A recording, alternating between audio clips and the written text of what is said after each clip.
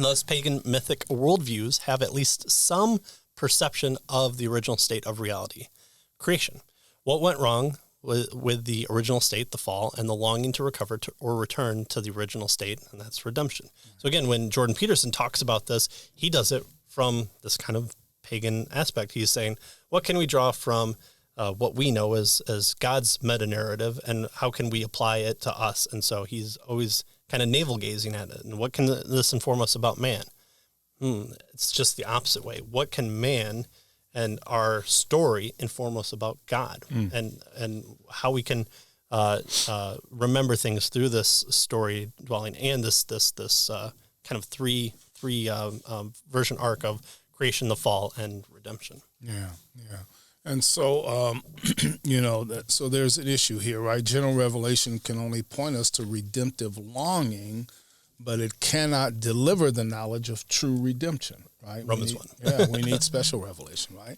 And so Rinken, he quotes here, says that the fatal problem with a non-biblical worldview is that fragments of truth, goodness, and beauty that are perceived can never be assembled into a cohesive picture of God's world. The best that non-Christian worldviews may include are, the truth, or at least some of it, but those random truths will never reveal the scope of God's saving plan.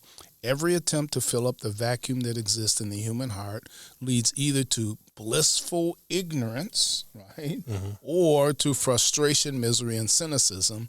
And we see this. He reminds us in the Solomon's Ecclesiastes, right? Yeah. So the search for true redemption requires a different set of lenses that were not supplied to us upon entry into this world. And, at least from the books that I read, sci-fi, there's always a longing towards something that will save us. Aliens, technology, the unification of man, the point in which humanity and machines become one, enlightenment, whatever that might be, where we shirk off our mortal coil and we're just energy beings that commune with the universe. That's what's kind of always being longed for there. The source of a universal storyline is fully and accurately disclosed not only in God's specific and special revelation, and we require a new nature to see it. I wonder how that happens. The biblical worldview supplies the world with the source of these monomythic themes, but when the true nature of redemption, that is the one true story that we're going to get into, is brought to the fore of the world's attention, it is rejected in favor of lesser stories and more palpable ideologies. Well, look at Jesus. He's just like Horus or Anubis or, pick your one. Well, okay, let's even grant that that's true. Those stories, where do they all come from, and how do they have that similar nature that we're saying, here's the story of Jesus Christ within